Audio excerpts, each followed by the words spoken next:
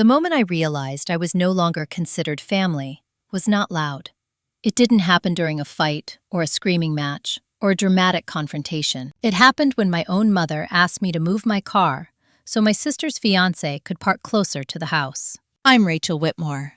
I was 31 years old that winter, standing in the driveway of the home I had helped keep afloat for nearly a decade, holding my keys like they suddenly belonged to someone else. It was 2 weeks before Christmas. Snow hadn't fallen yet, but the air had that metallic cold that settles into your bones. The house glowed warmly behind the windows. Inside, laughter spilled out. The kind that happens when people feel secure, chosen, unquestioned. I had driven 3 hours from Minneapolis to Cedar Ridge, Iowa, after my mother called and said, "We need you home this year." She didn't explain why. She never did anymore. My sister Emily's engagement party was in full swing when I arrived. I hadn't been told it was happening. I was told it was just a small family dinner. There were at least 30 people inside. Emily stood in the living room like she owned it. Her left hand flashed constantly, the diamond catching every light. Her fiancé, Mark, laughed loudly beside her, one arm around her waist like a claim. My father, Harold, was already pouring drinks. My mother, Susan, moved between guests with that practiced smile she used when she wanted everything to look perfect from the outside. No one hugged me. Susan glanced at my coat, my boots, then smiled thinly. "You're late." "I came as soon as I could," I said. She nodded, distracted, then leaned closer. "Could you move your car? Mark's parents just arrived. They shouldn't have to walk." I looked past her, through the window. The driveway was full. My car was at the far end, out of the way, exactly where I'd always parked. Emily's laugh rang out again. Mark's father shook hands with my dad. I understood then. I was not a guest.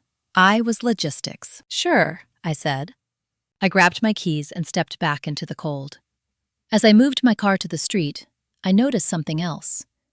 My name wasn't on the banner strung across the living room. It read, "Congratulations, Emily and Mark." Not our daughters, not family celebration, just them. That should have been the first warning. But denial is quiet. It sounds like reason. I told myself I was tired, that I was overthinking, that families change when weddings happen. Inside, Susan handed me a glass of wine and gestured toward the kitchen. "You can help Aunt Carol with the appetizers." Not ask. Assign. I did it automatically. I had been doing things automatically my entire life. For years, I had helped with the family business, Whitmore Ag Supply, a mid-sized agricultural distribution company my grandfather had started. When Dad's health declined, I stepped in. Inventory systems, vendor negotiations, payroll audits. I never had a title. Never asked for one. Emily never stepped foot in the warehouse. She didn't have to. She was being prepared for something else. I learned that later. That night, after most guests left, Emily cornered me near the stairs. "You look tense," she said, smiling in a way that wasn't concern. "I wasn't told this was an engagement party," I replied. She shrugged. "Mom thought it would be awkward for you." "Awkward how?" Well, she lowered her voice. "This is kind of a turning point. For me. For the family." I waited. "With Mark coming in," she continued, "things are shifting. You know how Dad is. He wants stability." Something in her tone made my stomach tighten. "What are you saying?" I asked. She tilted her head. "Just don't expect things to stay the same." That night, I slept in my childhood bedroom, staring at the ceiling fan that still clicked on the 3rd rotation. I hadn't slept there in years. At 2:17 a.m., my phone buzzed. It was an email from Susan. Subject: about the future. "Rachel, with Emily getting married and Dad slowing down, we've been discussing long-term plans. It makes sense for the business and property to transition smoothly. We've decided Emily and Mark will be taking over ownership interests. You've always been independent, and we know you'll understand. We're counting on you to be supportive during this time." I read it 3 times. No mention of my work, no discussion, no choice. Just a decision already made. Independent. That was the word they used when they wanted me out of the way. I didn't reply. The next morning at breakfast, Susan acted as if nothing had happened. She slid a plate toward me. "You can take the leftovers back with you," she said. "Emily and Mark are doing brunch with his parents." I realized something then, sitting at that table. Every Christmas I'd come home. Every Thanksgiving dinner I'd helped cook. Every late night at the office I'd stayed because family helps family. And not once had anyone asked what I wanted. Not once had I been given the option to say no. I packed my bag quietly. Before I left, I walked through the warehouse one last time. The smell of oil and dust and fertilizer was familiar, comforting. I had built systems here that still ran because of me. On my drive back to Minneapolis, the radio played Christmas music I didn't hear. All I could think was this: they didn't push me out with cruelty. They pushed me out with certainty. And certainty is harder to argue with. By the time I crossed the state line, I wasn't angry. I was alert. Because when people remove your choices without asking, they usually assume you won't notice. They were wrong. I didn't confront anyone after that email. That surprised even me. I drove back to Minneapolis in silence, the highway stretching flat and endless, giving me time to replay the same moments over and over. The driveway, the banner, the word independent. By the time I reached my apartment, the emotional part of me had gone quiet.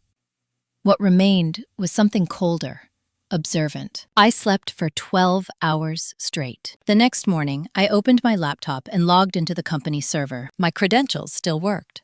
Whitmore Ag Supply's internal system greeted me like nothing had changed. Inventory dashboards, vendor contracts, payroll schedules, forecast models I had built with my own hands. I hadn't been removed yet. For nearly 9 years, I had been the person behind the curtain. When a shipment was delayed, I fixed it. When a supplier threatened to walk, I negotiated. When Dad's tremors got worse and he couldn't sign checks, I prepared them and set them in front of him. Emily had never done any of that. Mark certainly hadn't. I opened Thanksgiving dinners I'd skipped because of emergency audits. Birthdays forgotten because a distributor backed out last minute. A promotion at my previous job I'd turned down because Dad said, "We need you right now." I hadn't been forced. I had been conditioned. Around noon, my phone rang. "Susan," I let it. Her message came clipped and cheerful. "Just checking that you got my email. Call me when you have a minute." I didn't call. Instead, I forwarded her email to my personal account and created a new folder. I named it Records. That afternoon, I called someone I hadn't spoken to in years. Daniel Cross. He'd been the company's external auditor before retiring early and moving to Wisconsin. He'd also been the only person who ever looked at me during meetings and asked, "What do you think, Rachel?" "Daniel," I said when he answered. "It's Rachel Whitmore." There was a pause, then warmth. "Well, that's a name I haven't heard in a while," I explained briefly. "No drama, just facts." "They're transferring ownership," I said, without discussion. Another pause. Longer. "That's risky," he said carefully. "Given your involvement." "Legally?" I asked. "Potentially," he replied. "Depending on how documented your role is." That was the question, wasn't it? After we hung up, I spent the rest of the day pulling files. Emails where vendors addressed me as operations lead. Contracts with my notes in the margins that were later implemented word for word. Bank authorizations I'd prepared when Dad was hospitalized 3 years earlier. I didn't copy anything improperly. I didn't steal. I documented. That night, Emily texted, "Mom says you're upset. You didn't even say congratulations." I stared at the message. "Congratulations for what? Replacing me?" I typed back, "I am aware of the plans. I'm processing." Her reply came quickly. "This isn't about you." That one stung more than I expected, because it had always been about me.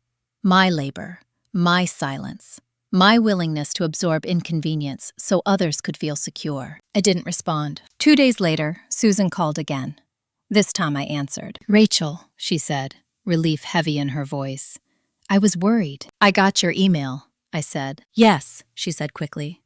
"I hope you understand. This is just practical." "For whom?" I asked. "For the family," she replied, immediately. I let the silence stretch. "You've always landed on your feet," she added. "Emily needs stability now. A marriage, a future." "And I don't?" I asked. "That's not what I meant," she said, sharp now.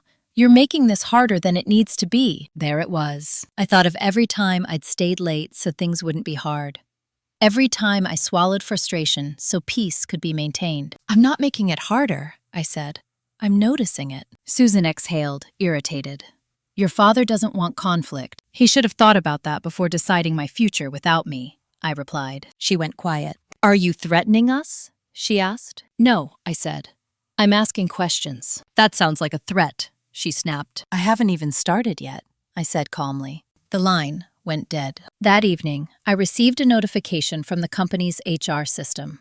A calendar invite.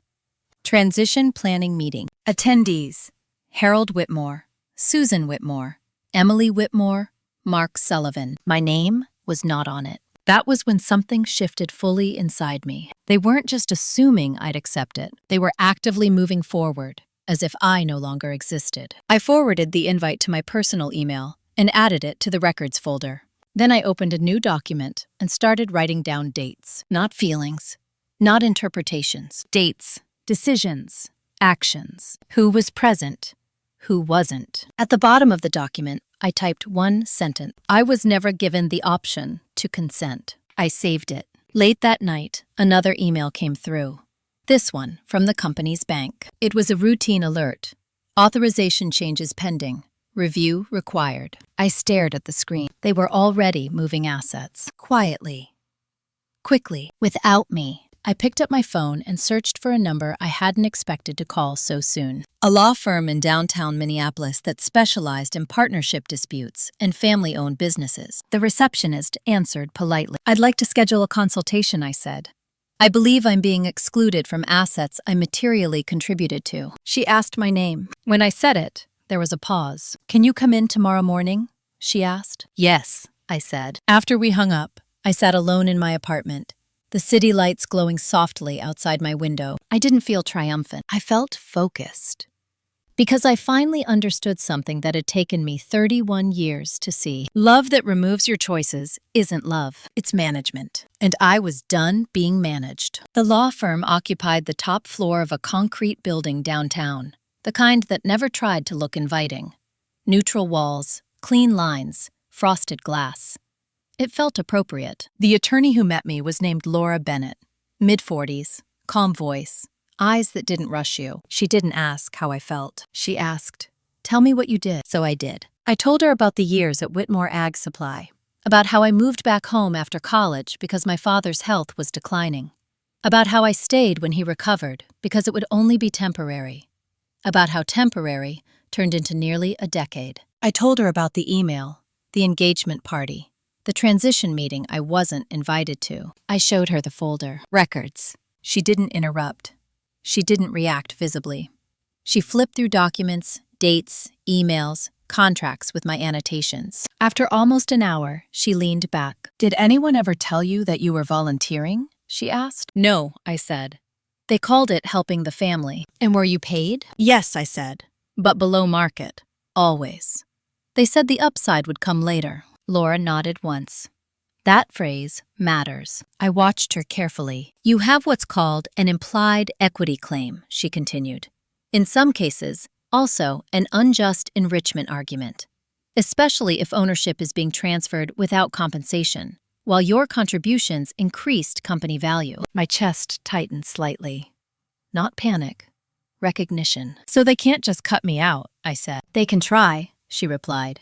"But it won't be quiet if they do." I left her office with a checklist and a sense of gravity, not excitement.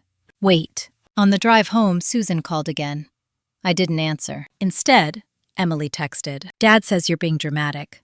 You've always been sensitive about fairness." I stared at the screen. Sensitive. That was another word they used when I named patterns they preferred invisible. I didn't reply. That night, I opened my work laptop and reviewed the bank authorization alert more closely.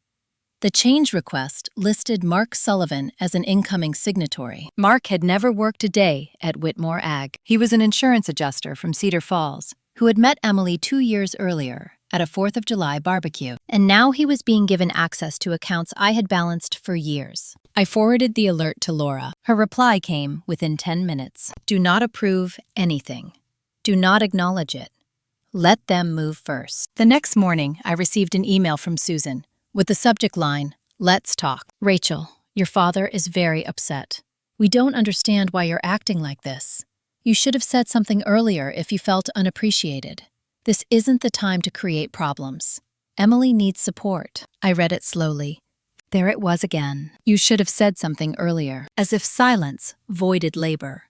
As if not protesting erased contribution. I typed a response, then deleted it. Instead, I forwarded the email to Laura. She replied with a single sentence. This establishes expectation of silence. Keep it. 2 days later, the transition meeting happened without me. I knew because the minutes were accidentally shared to my email. A junior admin still had me listed on distribution. I read them carefully. Discussion of asset restructuring, future leadership alignment, streamlining roles. My role was not mentioned once. It was like reading my own obituary, written by people who assumed I wouldn't object. That afternoon, my father finally called. I answered.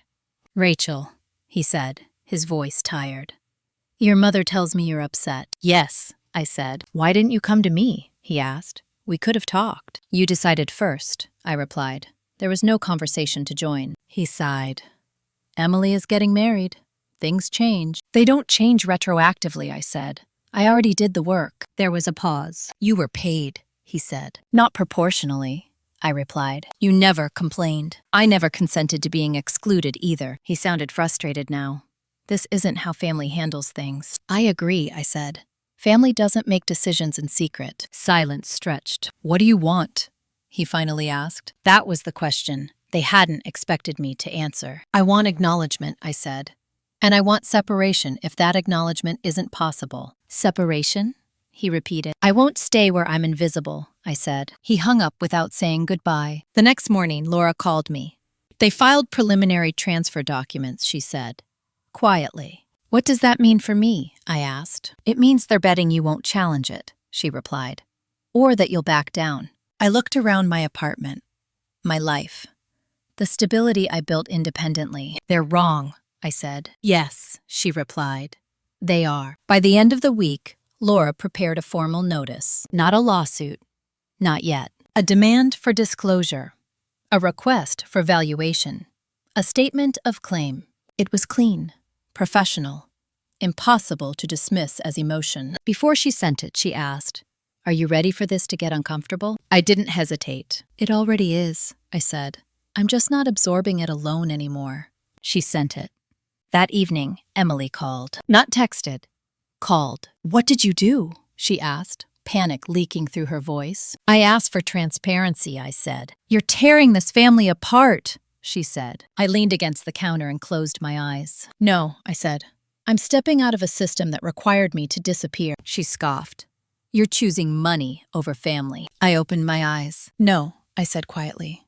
"And choosing dignity over control." She hung up. Later that night, an email arrived from the company's attorney, acknowledging receipt of Laura's notice. The subject line read, "Response pending." I sat at my kitchen table, the city quiet outside. This was no longer about being included. It was about reclaiming what had been taken.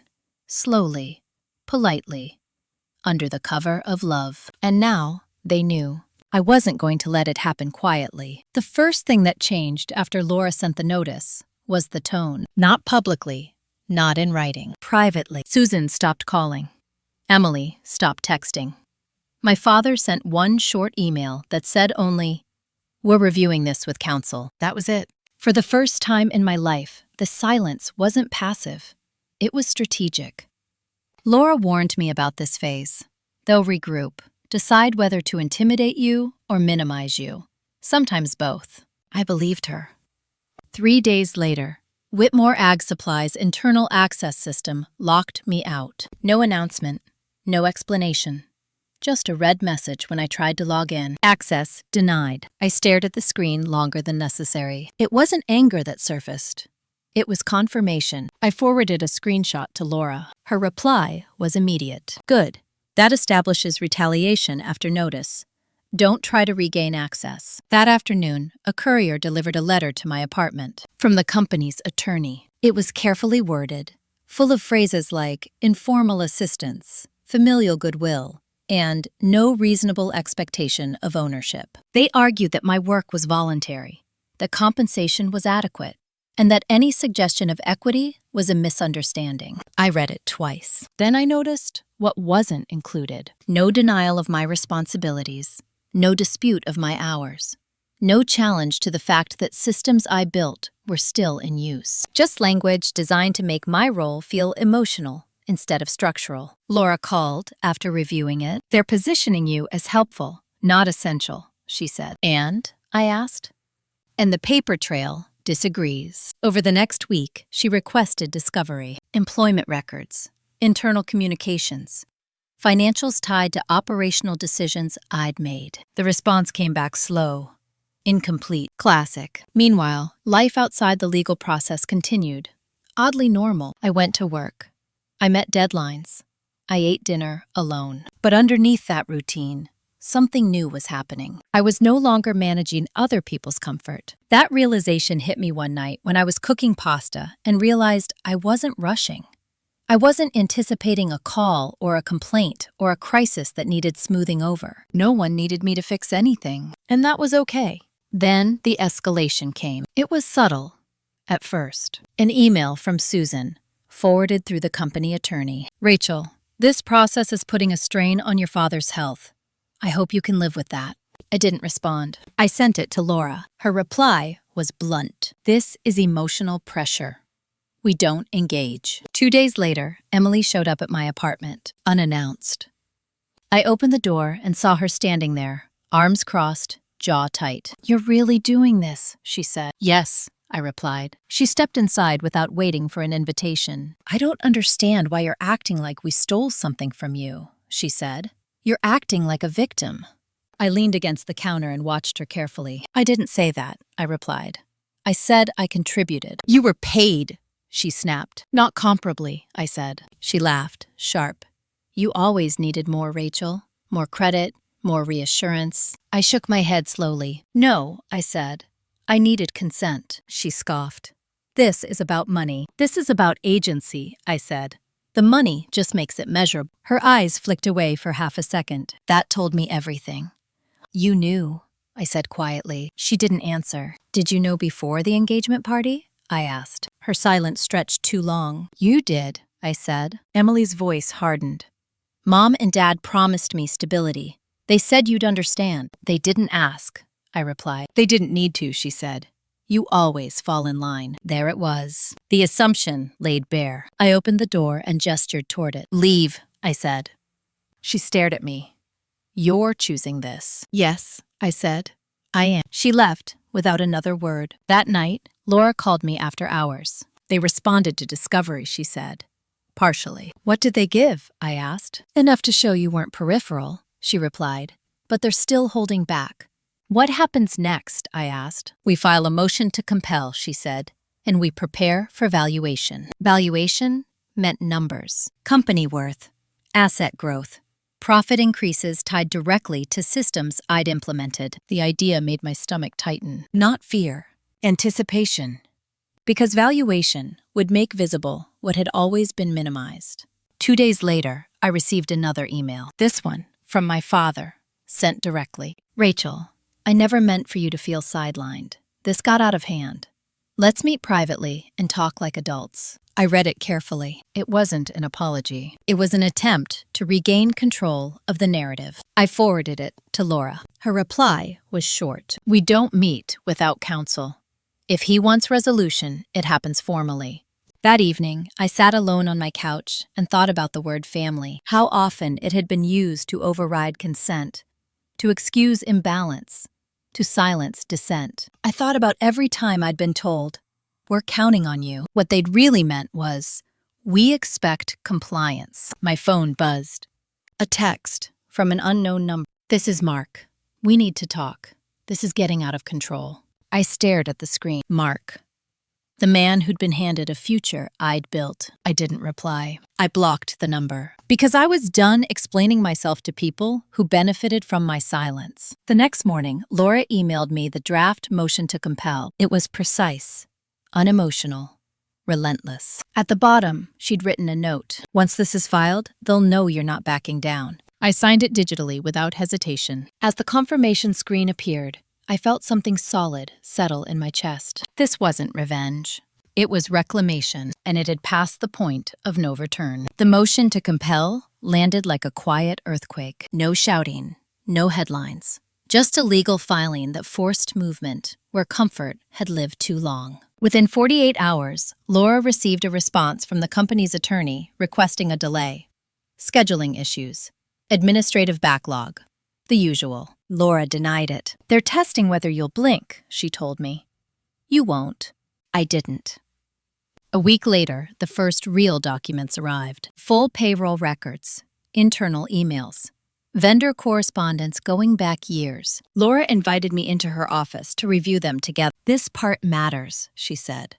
"I want you to see it yourself." We sat side by side as she scrolled. There it was. An email from my father to a supplier, dated 6 years earlier. "Rachel has full authority to negotiate terms. Please treat her decisions as final." Another email, this one from Susan to the bank. "Rachel will prepare the restructuring documents.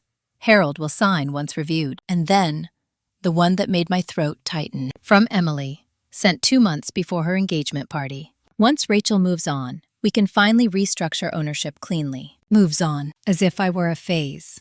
A placeholder. Laura watched my face carefully. "This is significant. They planned it," I said quietly. "Yes," she replied. "And they assumed you wouldn't challenge it." I leaned back in the chair, the air in the room feeling heavier than before. "They didn't just exclude me," I said. "They waited until it was convenient." Laura nodded. "That timing matters legally." On the drive home, I felt something unfamiliar rise. Not anger, resolve. That evening, my father called again. I let it ring. Then a text arrived. "Please, this is becoming public." That was new. "What do you mean public?" I asked Laura the next morning. She smiled faintly. "Vendors talk. Banks talk. Their attorney asked for an extension because auditors are asking questions." The silence had broken. And once it breaks, it never goes back to the way it was. 2 days later, Emily emailed me from her personal account. Subject: "Can we please stop this? Rachel, I know things got messy, but this is hurting everyone. Mark's parents are asking questions. Dad can't sleep. Mom cries constantly. Is this really worth it?" I read it slowly. Not once did she say she was sorry. Not once did she ask what I needed. Only whether my insistence was inconvenient. I forwarded it to Laura. Her reply was immediate. "This establishes pressure and emotional leverage. We keep going." That afternoon, Laura filed the next step. Formal valuation request. An independent forensic accountant would assess company growth over the last 10 years and tie it to operational changes. Inventory management, vendor consolidation, process automation, all of which trace back to me. When the notice went out, Susan finally called. I answered this time. "Rachel," she said, her voice thin, "this has gone far enough." "I disagree," I said. "You're tearing apart everything your grandfather built," she snapped. "No," I replied calmly. "I helped build it. You're pretending I didn't." She inhaled sharply. "You're being cruel." I leaned against the counter, steady. "Cruel would have been leaving without saying anything," I said. "I gave you a chance to do this fairly." Her voice wavered. "What do you want?" That question again. "I want my contributions acknowledged," I said. "And I want out." "Out?" she repeated. "Yes," I said, cleanly. She was quiet for a long moment. "You're really going to choose this over family?" she said finally. I closed my eyes briefly. "No," I said. "I'm choosing myself after years of being chosen last." She hung up. A week later, the forensic accountant contacted Laura. Preliminary findings were ready. Laura called me into her office again. "This isn't final," she said, sliding a summary across the table, "but it's strong." I scanned the document. Company value increase over 9 years, 47%. Operational efficiencies attributed to systems implemented by Rachel Whitmore. Cost savings directly linked to vendor renegotiations executed by Rachel Whitmore. My name appeared over and over again, not as help, as cause. Laura looked at me. "They can't minimize this anymore." That night, I sat alone in my apartment and thought about the word loyalty. How often it had been used to keep me quiet. How rarely it had been returned. My phone buzzed. A message from Mark. "Rachel, this is spiraling. We need to settle this privately." I didn't respond. Instead, I blocked his number again, because this was no longer a family discussion. It was a reckoning. And the balance had shifted. They could feel it now. The settlement offer came sooner than I expected. It arrived on a Friday afternoon, sent through attorneys, wrapped in neutral language meant to sound reasonable. Laura forwarded it to me with a single line. "They're nervous." I read the offer slowly. A lump sum payout, a non-disclosure agreement, no admission of wrongdoing, no acknowledgement of my role beyond temporary operational assistance. They wanted silence. They always had. I leaned back in my chair and stared at the ceiling of my apartment, letting the meaning settle. This was the moment they'd prepared for. The moment where money was supposed to smooth everything over, erase discomfort, restore the illusion of control. I called Laura. "They want me gone," I said. "Yes," she replied. "On their terms. And if I accept, you walk away compensated," she said, but invisible. I closed my eyes. "No," I said. "Not like that." "I thought you'd say that," Laura replied. Then we counter. The counter-offer was simple and surgical. Formal acknowledgement of my operational authority in company records. Compensation reflecting equity value, not hush money. Severance from all future obligations. No clause restricting my ability to speak truthfully if required. When the counter was sent, the response was immediate. Emily called. I didn't answer. She texted, "You're humiliating us. People are talking." I typed back one sentence. "So was I." Her reply came seconds later. "This isn't the same." It never had been. Over the next week, the pressure intensified. My father emailed daily, sometimes apologetic, sometimes frustrated, sometimes both in the same paragraph. Susan sent a handwritten letter to my apartment. I recognized her handwriting instantly. Slanted, controlled, perfectly spaced. "Rachel, I don't know how we ended up here. I only know that families shouldn't treat each other this way. I raised you to be kind. This doesn't feel kind." I folded the letter carefully and placed it in the records folder. Kindness that requires silence is not kindness. It's compliance. The forensic accountant finalized the valuation 3 days later. Laura called me into her office again. "This is the number," she said, turning the screen toward me. It was higher than I expected. Significantly. Not because I had been underpaid for years. Because my work had quietly transformed the business. "They can't dispute this without lying," Laura said. "And lying under oath has consequences." The next mediation session was scheduled within days. Neutral conference room. Neutral mediator. Everyone seated carefully, like a photograph meant to look balanced. Susan sat stiffly beside my father. Emily across from me, jaw tight. Mark beside her, silent now, eyes darting. Laura opened with the valuation. The room shifted. Susan's face drained of color. My father's hands trembled slightly as he adjusted his glasses. Emily stared at the table. "This reflects operational leadership," Laura said calmly, "not volunteer assistance." The mediator nodded. Their attorney cleared his throat.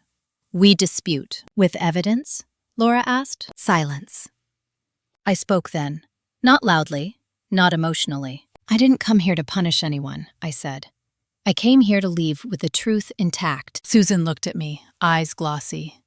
"You don't have to do this." "I already am," I replied. Emily finally spoke. "You're destroying everything." I met her gaze. "You built a future on my work and called it love." Mark shifted uncomfortably. The mediator raised a hand. "Let's focus on resolution." Resolution took hours. Back and forth. Adjustments. Conditions. In the end, the agreement was reached. Equity-based compensation. Formal recognition of my role in company filings. Immediate severance from all operational ties. No restrictions on my speech regarding my own experience. As we stood to leave, Susan reached for my arm. Her touch felt foreign. "I hope you're happy," she whispered. I gently removed her hand. "I'm at peace," I said. "There's a difference." Outside, the air felt lighter. Laura smiled at me as we walked to the elevator. "You did it," she said. "No," I replied. "I finished it." That night, alone in my apartment, I poured a glass of water and sat quietly. No celebration, no victory speech, just the absence of weight. For the first time since that cold December night in the driveway, I wasn't bracing for the next demand. They no longer had access. And that was the real ending of the story. The rest was just paperwork, catching up to truth. The paperwork took longer than the reckoning. That surprised me. I had assumed the hardest part would be the confrontation, the exposure, the moment when everyone finally understood what had been taken from me. But once the agreement was signed in principle, what followed was a slow, procedural unwinding of a life I had been quietly living for years. Forms, transfers, confirmations, amendments. Every document felt like a small door closing behind me. Laura handled most of it, but some things required my direct involvement. Bank authorizations, statements confirming separation, a formal resignation letter from a company I had never officially joined. That letter was the strangest. I sat at my kitchen table, laptop open, cursor blinking in an empty document. To whom it may concern. I stared at the words and almost laughed. There was no one left to concern. I kept it simple. Effective immediately, I resigned from all operational, advisory, and informal roles associated with Whitmore Ag Supply. No explanation. No emotion. No thank you. When I sent it, a calm settled over me that I hadn't expected. Not relief exactly, more like alignment. As if my internal state finally matched the reality on paper. The first payment arrived a week later. I didn't check the amount right away. I saw the notification, acknowledged it, and closed the app. The money mattered, but not in the way people assumed. It wasn't validation. It was proof. Proof that my work had always had weight, even when no one wanted to name it. Emily called that evening. I almost didn't answer, but curiosity won. You got what you wanted, she said, skipping any greeting. I got what was owed, I replied. She exhaled sharply. Dad hasn't been the same. I waited. He barely talks, she continued. Mom's angry all the time. This has changed everything. Yes, I said quietly.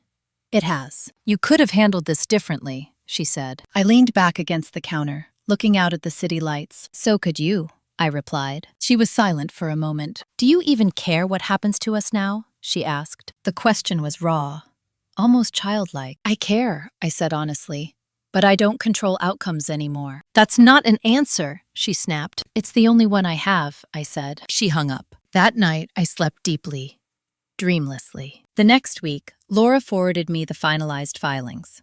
My name appeared in the company's public records for the first time, listed under Historical Operations Leadership. Not a footnote, a line. It felt strange, seeing myself acknowledged in a place I had already left. At work, my manager noticed the shift before I said anything. You're lighter, he said during a one-on-one. Did something change? Yes, I replied. I closed a chapter. He nodded. Good timing. I wanted to talk to you about a promotion. I didn't react outwardly, but something inside me stilled. Not excitement. Recognition. 2 days later, he confirmed it. Expanded scope.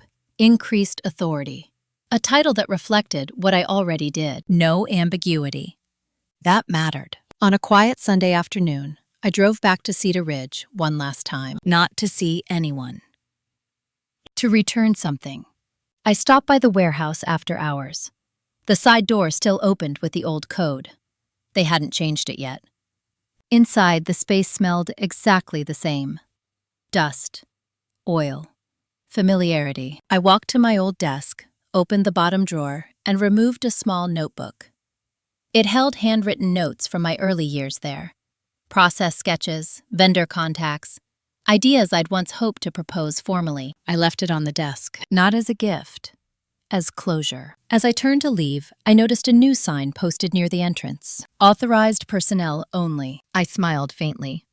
Outside, the sky was overcast, the air heavy with the promise of rain. On the drive back to Minneapolis, my phone buzzed. A text from Susan. Your father misses you. I read it once. I didn't respond. Not because I was angry, because missing someone doesn't entitle you to them. That night, back in my apartment, I sat quietly with a cup of tea and let the silence exist without trying to fill it. For the first time, I wasn't waiting for permission to move forward. I already had. Distance has a way of clarifying things you couldn't see up close. In the weeks after the settlement finalized, my life settled into a rhythm that felt unfamiliar but steady. No urgent calls, No subtle expectations hidden inside casual conversations. No need to justify how I spent my time. I had space. The second payment cleared without incident. I checked the balance this time.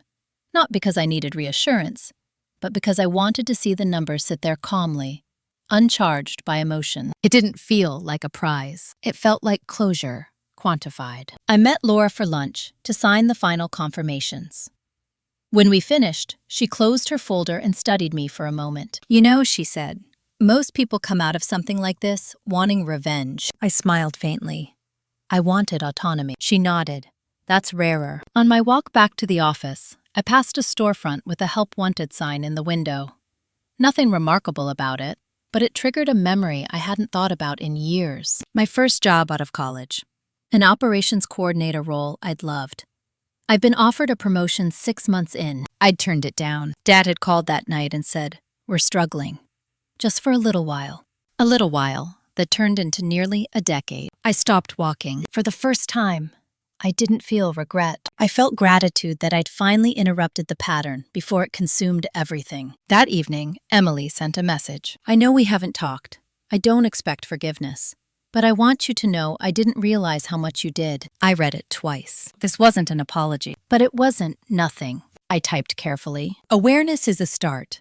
Change is a choice." She didn't reply. At work, my promotion became official. My team congratulated me quietly, sincerely. There were no speeches, no performative praise. Just competence, meeting acknowledgement. One afternoon, a junior analyst named Claire lingered after a meeting. "Can I ask you something?" she said. "Of course." "How do you deal with being taken for granted?" she asked. "Without burning bridges?" I considered the question. "You document your work," I said, "and you stop doing unpaid emotional labor for people who don't protect you." She nodded, eyes thoughtful. That weekend, I attended a small dinner with friends. No shared history. No inherited roles. At one point, someone asked about my family. I didn't hesitate. "We're not close," I said. It felt honest, not heavy. Later that night, alone again, I opened my laptop and scrolled through old photos. Not family pictures, work ones. Projects completed, teams built. I realized something quietly. I hadn't lost a family. I'd lost access to a system that relied on me without respecting me. There's a difference. 2 weeks later, my father emailed. Subject: "I was wrong. Rachel, I'm writing this without asking for anything. I should have listened years ago. I should have protected you. I didn't. I'm sorry." I stared at the screen for a long time. The apology I'd once imagined came without triumph, just gravity. I didn't respond right away, not because I was deciding whether to forgive him, because I was deciding whether responding served me. That night, I took a long walk through my neighborhood. The air was cool, leaves beginning to turn. I thought about the younger version of myself who believed love meant endurance. I wished I could tell her this. You don't owe loyalty to people who refuse to see you. When I returned home, I replied to my father. I appreciate the acknowledgement. I'm focusing on my own life now, nothing more. He didn't write back, and that was okay, because closure doesn't always come with reconciliation. Sometimes it comes with clarity, and clarity is enough. The first holiday I spent entirely on my own terms felt strange, in a way I hadn't anticipated. It was Thanksgiving. No long drive, no assigned tasks, no unspoken hierarchy about who sat where or who carved the turkey. I woke up that morning in my apartment in Minneapolis to a quiet city and realized there was nowhere I was expected to be. For years, that would have felt like failure. Now, it felt like permission. I volunteered at a local community center that morning, helping prep meals. Nothing dramatic. Folding boxes, labeling containers, standing shoulder to shoulder with people who didn't know my last name or what I used to give up to keep peace. A woman about my mother's age worked beside me. Her name was Linda, too. Coincidence sharp enough to make me pause. "First time here?" she asked. "Yes," I said. She smiled. "I started coming after I stopped going home for holidays." I looked at her. "Family?" She nodded once. Control dressed up as concern. I didn't ask her to explain. She didn't need to. That evening, back home, I cooked for myself. Nothing elaborate, just food I liked, eaten slowly, without interruption. Halfway through the meal, I noticed something subtle. I wasn't bracing. In previous years, even when I was alone, my body stayed tense, waiting for a call or a message that would pull me back into someone else's expectations. That night, there was nothing. The quiet held. In December, Whitmore Egg Supply finalized its internal restructuring. It showed up briefly in a regional business newsletter. A small paragraph about leadership realignment following an internal review. My name appeared once, not prominently, not erased. Rachel Whitmore, former operations contributor. I stared at the line longer than I expected. It wasn't praise. It was accuracy. That mattered more. A few days later, Mark's parents sold their stake in a related venture. It was mentioned casually by a mutual contact. No drama attached. Just consequence rippling outward in small, irreversible ways. I didn't feel satisfaction. I felt distance. My father called again, just before Christmas. This time, I answered. "I won't keep trying if you don't want me to," he said quietly. "I just needed to hear your voice." I closed my eyes. "I'm okay," I said. "I really am." "That's good," he replied. "That's all I wanted to know." When the call ended, I sat with the phone in my hand for a long time. This was the version of him I hadn't known how to ask for. Present. Not demanding, not directing, but it had come too late to rebuild what had never been mutual. At work, my new role settled into place. I led meetings without second-guessing myself. I delegated without guilt. When something wasn't my responsibility, I said so, and the world didn't collapse. One afternoon, my manager stopped by my desk. "I wanted you to know," he said. The board noticed the turnaround on the logistics side. They asked who designed the process. I waited. "I told them you did," he said. There was no follow-up, no correction, no minimizing, just acknowledgement. That night, Emily emailed. Subject: "I miss you." No explanation. No defense. I didn't open it right away. When I finally did, the message was short. "I don't know how to be sisters without mom and dad in the middle, but I hope someday we can figure it out." I stared at the screen. This was the closest she had ever come to seeing the structure, not just the emotion. I replied once. "That would require honesty." "I'm open to that. Eventually." She didn't write back. Christmas came quietly. I spent it with friends who knew me as I was, not as a role I filled. We exchanged small gifts, ate too much, laughed without checking who was watching. That night, alone again, I sat by the window and watched snow fall over the city. I thought about all the years I'd tried to earn a place that had never been offered freely. The injustice hadn't been that my family chose Emily. It was that they never told me I was allowed to choose myself. Now, I had. And the calm that followed wasn't emptiness. It was space. The quiet didn't fade after the holidays. It deepened. January arrived without the usual sense of recovery I'd always felt after family gatherings. The emotional hangover of performing and repairing and pretending nothing was wrong. This time, there was nothing to recover from. That was when I realized how much energy I'd been spending just staying agreeable. Work moved quickly in the new year. I was brought into conversations I'd never been invited to before, not because I demanded it, but because my role made it appropriate. People asked my opinion and waited for the answer. Decisions were recorded with my name attached. There was no ambiguity to hide behind. One afternoon, I sat in a conference room reviewing a proposal when it hit me that this was the first professional environment where my authority wasn't borrowed or conditional. It was mine. That night, as I walked home, my phone buzzed. Emily again. "Can we talk?" I stared at the message for a long moment before replying. "About what?" "About us." I considered that. "Okay," I wrote. "But not tonight." She responded with a simple, "Thank you." 2 days later, we spoke on the phone. She sounded different, quieter, less defensive. "I didn't know how much they leaned on you," she said.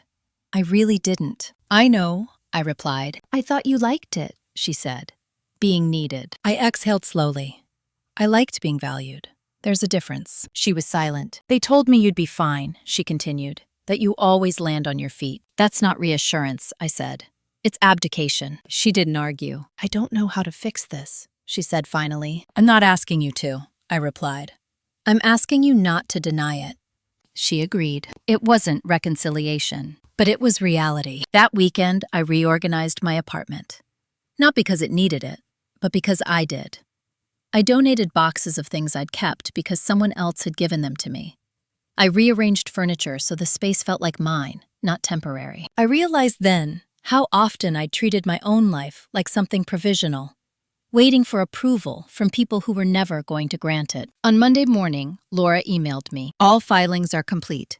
You are officially and fully detached. I sat back in my chair and let the words settle. Detached. It didn't feel like loss. It felt like completion. That afternoon, my father emailed again. Subject: thank you for everything you did. I didn't say it when it mattered. I read it once. Then I archived it. Not because it meant nothing, because I didn't need to carry it anymore. Later that week, I attended a leadership workshop my company sponsored. During a breakout session, someone asked us to share a moment that changed how we saw ourselves. When it was my turn, I said, "The day I stopped waiting for permission to take my life seriously." No one laughed. Several people nodded. That night, alone again, I thought about the shape of the story people might tell about me. That I left, that I took money, that I broke from my family. They could keep that version. The truth was quieter. I stopped shrinking. I stopped explaining. I stopped mistaking access for affection. And everything that came after grew from that. Outside, the city hummed, indifferent and alive. I went to bed without setting an alarm, without checking my phone one last time, without rehearsing conversations that would never happen. For the first time, my future didn't feel like a negotiation. It felt like an open page. Spring arrived without announcement. One day, the air was brittle and gray, and the next, it carried the smell of thawed earth and something like possibility.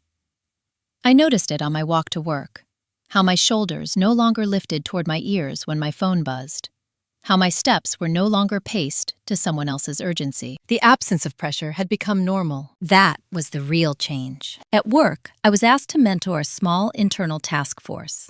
Nothing ceremonial, just a quiet recognition that I could hold space without dominating it.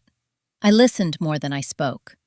When I did speak, people wrote things down. Authority, I was learning, didn't require volume. One afternoon, after a long meeting, a woman named Janet pulled me aside. She was in her late 50s, close to retirement, sharp-eyed and steady. "I've been in family businesses my whole career," she said. "I've seen your story play out 100 times. It rarely ends with a woman walking away intact." I met her gaze. "It doesn't feel intact," I said. "It feels lighter." She nodded. "That's because you didn't stay to be corrected." That stuck with me. In March, I received a notice that Whitmore Ag Supply was refinancing. Routine. Except my name was listed in the historical disclosure documents again, cited in relation to operational modernization. Not erased. Not exaggerated. Accurate. I closed the email without forwarding it to anyone. There was no one left to prove anything to. Emily reached out again, this time asking to meet in person. Neutral ground. Coffee shop halfway between our cities. I agreed. She looked smaller when I saw her. Not physically, energetically. Like someone whose certainty had been quietly dismantled. "I don't expect us to be close," she said after we sat down. "I just don't want us to be strangers." I stirred my coffee slowly. "Being sisters isn't proximity," I said. "It's honesty." She nodded. "I didn't want to see how much you gave. It made what I was getting feel heavier." That was the closest she'd come to accountability. "I'm not here to take anything from you," I said. "I just won't carry what isn't mine anymore." She accepted that. We didn't hug when we left. That felt right. A week later, my father had a minor health scare. Nothing serious, according to the brief update Susan sent through Emily. I didn't rush home. I didn't panic. I sent a short message wishing him well. That was the boundary in practice. Caring without re-entry. One evening, sorting through old files on my laptop, I found a document I'd written years earlier. A list of goals I'd made in my 20s, back when I believed my life would unfold linearly if I just worked hard enough. Most of them had nothing to do with the family business. Travel, leadership, stability, independence. I smiled softly. I hadn't failed that version of myself. I'd just taken the long way around. At the end of March, I received an unexpected invitation. A former vendor I'd worked closely with years ago was starting a new venture and asked if I'd consider joining in an advisory capacity. "You were the only one who ever treated us like partners," he said during our call. I figured I'd ask. I said yes. Not because I needed it, because I wanted it. That night, sitting alone with the window open and the sounds of the city drifting in, I realized something else. The story was no longer unfolding. It had settled. What remained wasn't tension or waiting or vigilance. It was direction. I wasn't defined by what I'd left behind. I was defined by what I refused to repeat. The last thing I let go of wasn't a document or a relationship. It was a belief. For most of my life, I had believed that if I stayed steady enough, useful enough, agreeable enough, love would eventually become safe, that loyalty would be returned in kind, that endurance would be rewarded. That belief didn't break all at once. It dissolved, quietly. The advisory role turned into a small but meaningful part of my routine. A few calls a month, strategic input, clear boundaries. I was respected not because I overgave, but because I showed up whole. That difference mattered. On my 32nd birthday, I didn't receive a call from my parents. Emily sent a brief text, polite, careful. I replied in the same tone. I spent the day exactly how I wanted. A long walk, dinner with friends who knew my story, but never treated it like my identity. That night, sitting alone in my apartment, I thought about the younger version of myself, who used to measure worth by proximity, who believed being needed meant being loved. She had done the best she could with what she knew. I didn't resent her. I thanked her silently and moved on. A month later, I received confirmation that Whitmore Ag Supply had completed its transition. New leadership structure, new filings. My name remained where it belonged in the historical record, unchanged. I didn't feel anything when I read it. That told me everything. In early summer, I visited a lake outside the city. Nothing dramatic, just water and sky and time. I sat on the dock and let my feet skim the surface, thinking about how far I'd come without actually leaving myself behind. Revenge, I realized, had never been my goal. Clarity was. The power in my story wasn't that I won. It was that I stopped participating in something that diminished me and called it love. If you're listening to this and you recognize yourself somewhere in it, I want you to hear this plainly. You don't need to earn the right to be treated with respect. You don't owe silence to people who benefit from it. And choosing yourself is not betrayal. It's alignment. If this story resonated with you, if you've ever been excluded, overlooked, or quietly pushed aside by people who insisted they loved you, I invite you to share your experience in the comments.